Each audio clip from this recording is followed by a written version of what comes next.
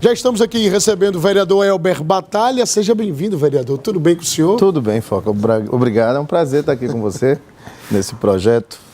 Parabéns. O senhor, inclusive, é incisivo ali e tal, enfim, fazendo oposição à prefeita Emília Corrêa, mas no início da gestão da prefeita Emília, o senhor fez uma visita cordial à Emília. O senhor é defensor público, ela também. Sim, eu sou amigo de longa data de Emília. Então, certo, mas o que foi que tensionou essa relação entre o senhor e a prefeita? Como foi que essa relação começou a ficar tensa e o senhor decidiu em ser oposição à gestão de Emília? Na verdade, se você fizer uma regressão, no finalzinho da legislatura passada, quando foi votado na Câmara o orçamento desse ano, e alguns vereadores, até que hoje são da bancada de situação, quiseram impor a Emília um percentual de redução de 5%, né, de remanejamento orçamentário de apenas 5%.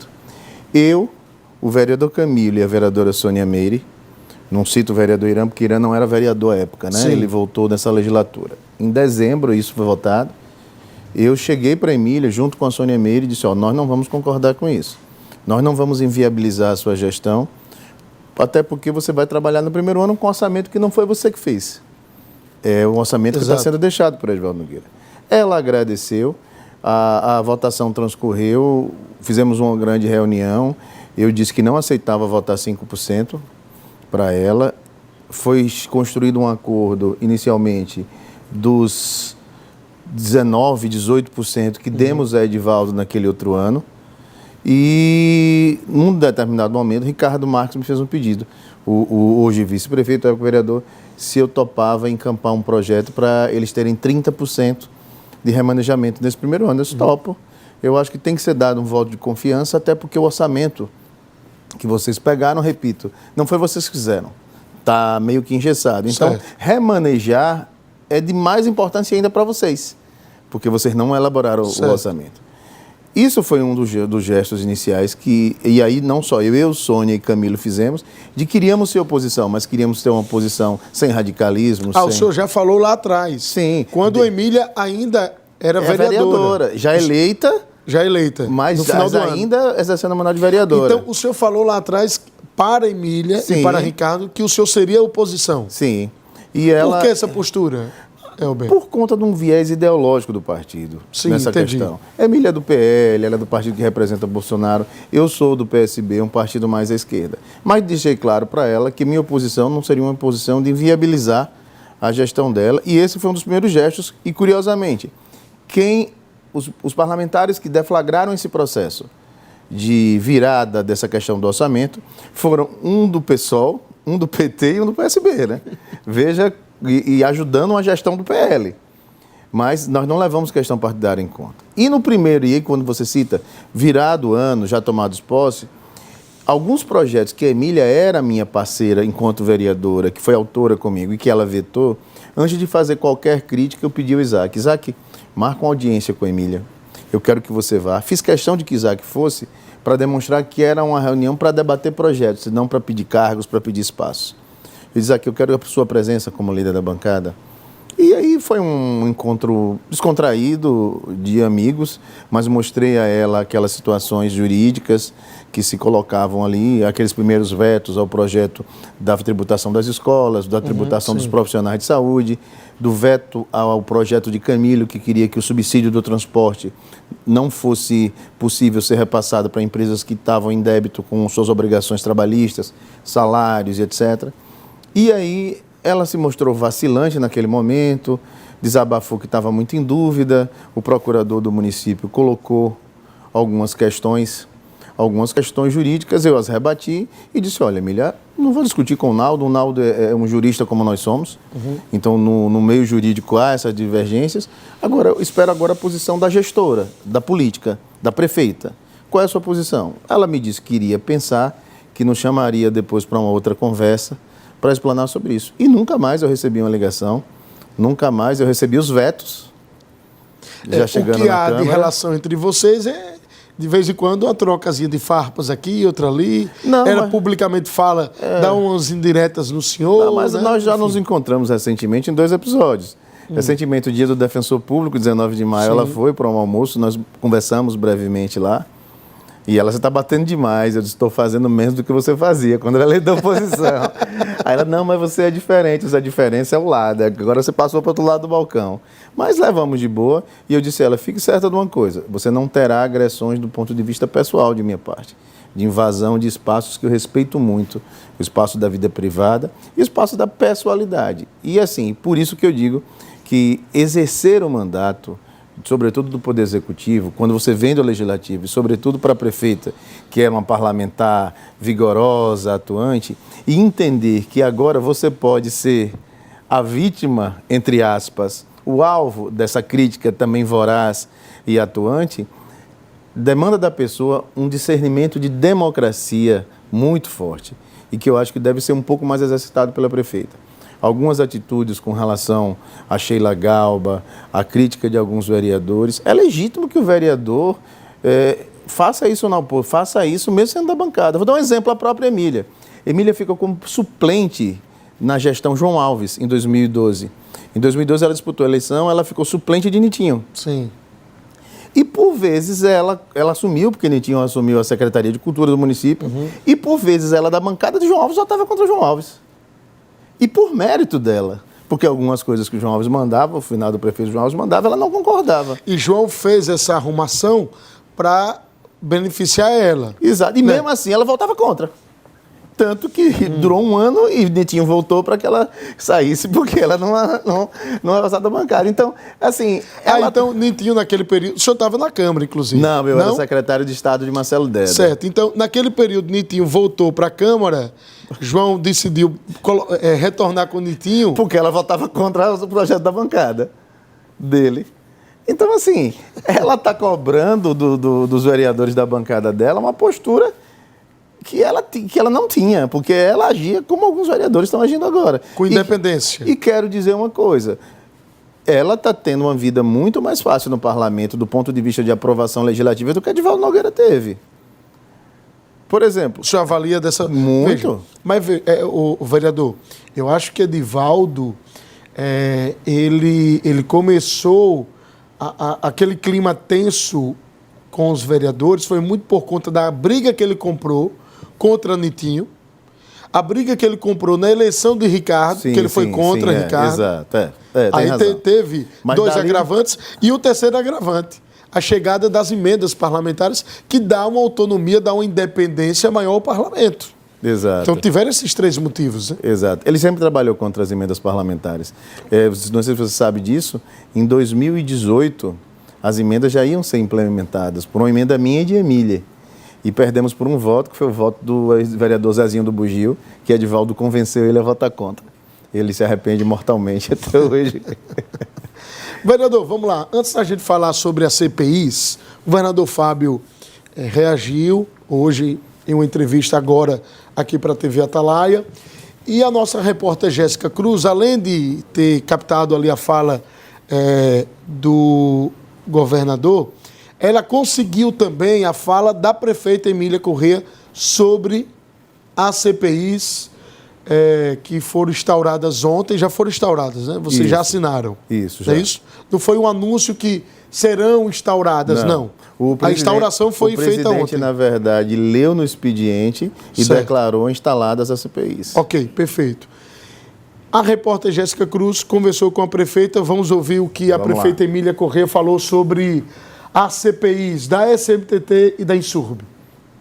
É muito importante que eu diga isso. A nossa gestão é feminina, tem uma gestora à frente, tomando conhecimento de qualquer mulher que venha a ser atingida, seja parlamentar, seja executivo, seja anônima, se a gente precisar, se for um dos nossos que tenha provocado qualquer tipo de desrespeito, a gente toma providência. Outra coisa, quem faz a pauta é a prefeita. É a prefeita que faz a pauta. Como aconteceu aquilo, entendi que não foi adequado, entendi que não cabia do porta-voz fazer aquilo, tomamos a atitude de exonerar. Como também disse, não admitirei ninguém, não vou admitir ninguém que eu não possa admitir. Assim será. É assim que a gente vai funcionar, não tem outro jeito. Então, se a mulher foi atingida, não cabia, essa prefeita toma a decisão. Diferente de muitas vezes.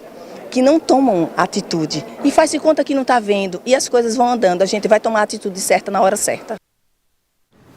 Pois é. Produção, é para chamar outra sonora, já está tudo aí, não é isso? Ah, certo. Então, a prefeita também falou sobre a exoneração. No finalzinho agora ela falou sobre exoneração e tal, enfim. Mas tem um outro trecho que ela esmiuça mais, né? A exoneração do jornalista Carlos Ferreira. Vamos acompanhar.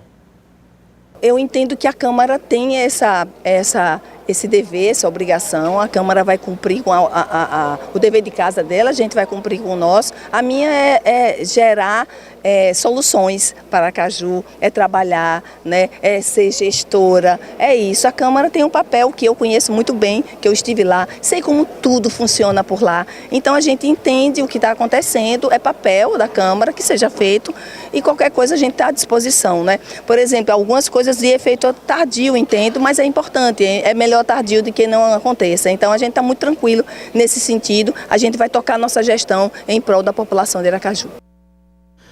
Contratação do Natal iluminado. Dezembro de 2023, aproximadamente 2 milhões. Aí em 2024, 12 milhões? 10, ou 10 milhões? 10 milhões. 10 milhões. 10 milhões, se não me engano. Quase 5 vezes mais. Né? Isso. Para contextualizar sobre essas CPIs, foram 2 CPIs apresentadas. A primeira, que foi o vereador Isaac, que mobilizava essa CPI desde a legislatura passada. Isso. Ele apresentou na legislatura passada, ficou pendente de uma assinatura, salvo engano.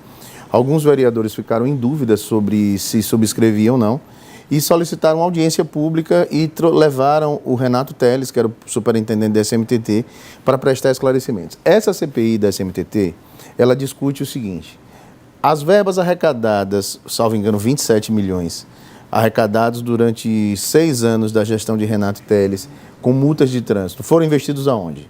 Porque existem restrições no Código de Trânsito Nacional, Código de Trânsito Brasileiro, de que verbas arrecadadas com multas de trânsito somente podem ser aplicadas em educação para o trânsito e organização do trânsito. Por exemplo, comprar semáforo, pintar asfalto, faixa de pedestre, sim, placas verticais, placas horizontais. Ah, entendi. Então, a verba, a grana que é arrecadada, sim, com as multas, sim, só pode ser investido em trânsito. E atividades fins. Por exemplo, você não pode comprar birô para o SMTT, que é atividade meio. Entendi. Então, a discussão é que aqueles que discutem essa questão de forma mais acusatória dizem o seguinte: eu tenho a impressão, ou quase a certeza, que a gestão Renato Teles investiu esses recursos em áreas que não podia ter investido. E naquele momento inicial, acho que em novembro, Renato foi lá, prestou alguns esclarecimentos e os vereadores da legislatura passada se sentiram satisfeitos. Agora vem Isaac, reapresenta a CPI e já chega a CPI com um número de assinaturas suficiente. Ele precisaria de 9 e já tem 11. E essa CPI estava pendente de ser instalada. Então, essa versa sobre esse ponto na legislatura passada. E sobre a CPI do Natal Iluminado, ela tem uma peculiaridade, que é uma CPI que afeta as 2 gestões. Por quê? Porque a gestão Edivaldo Nogueira contrata a iluminação de Natal, sob o anúncio de que seria a maior iluminação de Natal da história, seria o Natal mais bonito e mais iluminado do Brasil, seria o de Sergipe, e isso justificaria... Mais do que Gramado, inclusive. Né? Isso justificaria um investimento muito maior. Certo. Ponto. Face a questão, isso não passa pela Câmara, é bom que se resiste para que o telespectador entenda, é uma decisão administrativa, e face o contrato. A grande discussão dessa CPI é o seguinte: esse contrato de 10 milhões seria paga uma parcela de aproximadamente 4 milhões no início, e o restante, salvo engano, depois do dia 6 de janeiro, que era o último dia, o dia de Santos Reis, né, como se diz, o último dia da iluminação, que dia 7 começava a desmontagem. E a gestão atual teria que contar as lâmpadas, porque parece que a segunda parcela era por averiguação de montagem, de quantidade de refletores, iluminações, para se aferir a diferença que faltava pagar. A gestão Edivaldo Nogueira paga 3 milhões e pouco no início, no final do ano, antes dele sair. Fica aí 6 milhões e tanto para a atual gestão pagar. Ah, então o Edivaldo pagou. 3 milhões e pouco. 3 milhões e quanto? E 600, salvo engano.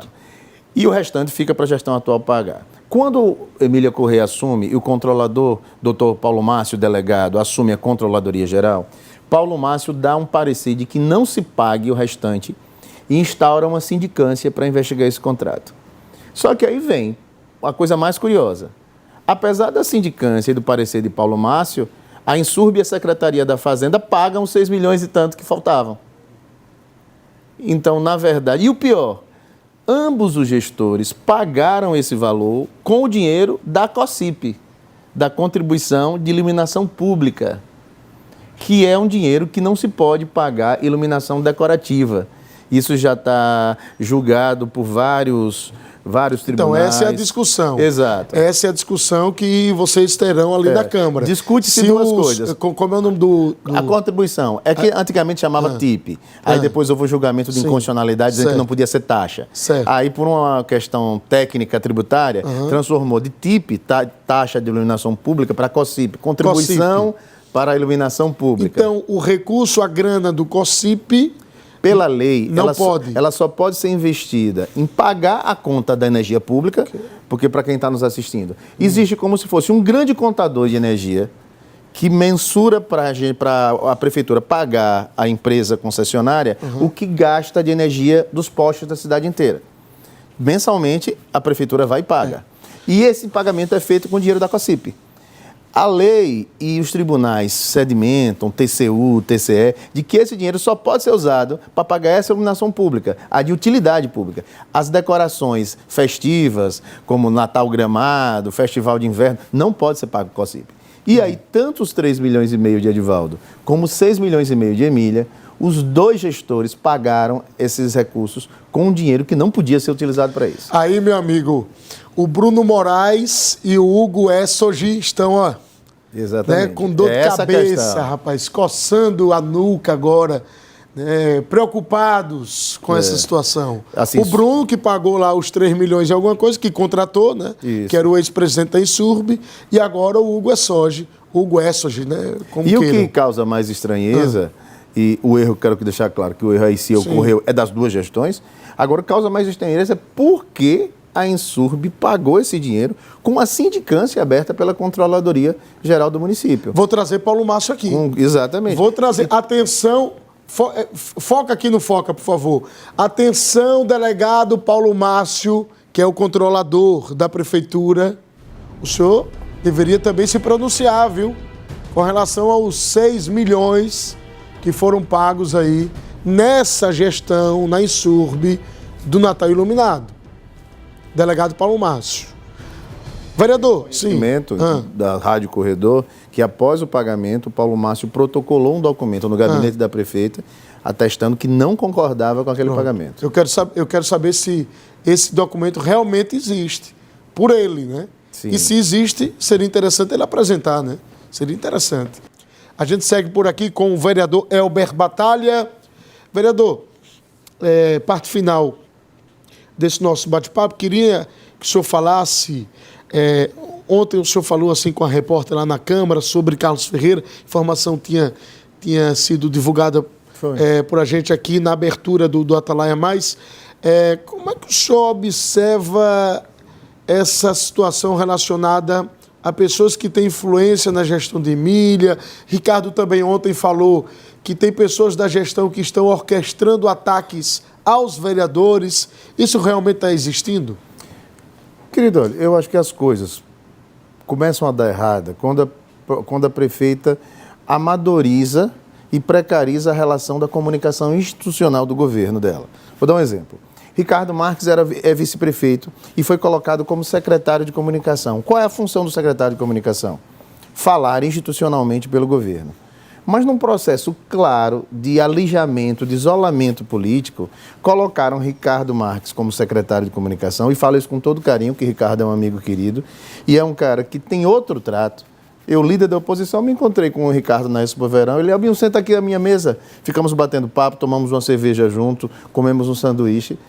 É essa a linha que Ricardo atua. Mas me parece que a linha de outros assessores ligados à comunicação, que isolaram Ricardo, a comunicação, cada secretaria fala por si, de per si, cada secretaria tem uma comunicação específica e o governo não tem uma comunicação centralizada, adota uma postura, quando é da prefeita, uma comunicação de mau gosto, de TikTok, de banalização, de brincadeira.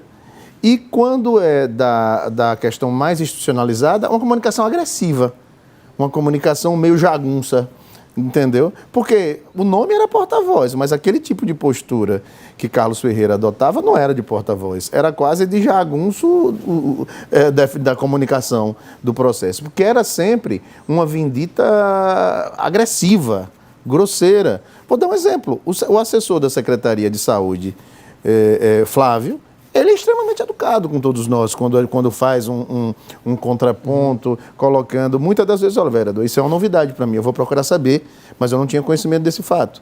Ele nem sequer diz, é mentira. Mas, vereador, isso está sendo uma surpresa para mim, eu vou analisar. As pessoas podem fazer o debate sem serem mal educadas, sem serem agressivas. E eu digo isso sem nenhuma questão de manha política. A amadorização da comunicação se deu na hora que deixa o Ricardo Marques na comunicação e não deixa ele trabalhar como secretário. A perspectiva do senhor para a chegada da RAMAC agora? Olha, espero que a RAMAC minimize esse problema do lixo de Aracaju, mas a RAMAC ainda não é a solução. A solução é a licitação. É bom que se diga. A responsabilidade que Emília tem nesse processo de lixo espalhado por toda a cidade é muito grande.